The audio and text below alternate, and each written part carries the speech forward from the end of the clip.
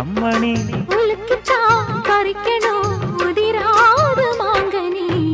அன்ன கிளி அந்த கிளி அத்த பெத்த வண்ண கிளி கூட்டுக்குள்ள இடம் இருக்க வசதி எப்படி? முன்னழகு மூச்சு வாங்கி நிக்குதடி, உன் பின்னழகு பித்தங்கொள்ள வைக்குதடி. நீ எந்த ஊரில் வாங்கி வந்து இந்த செக்கு பொடி?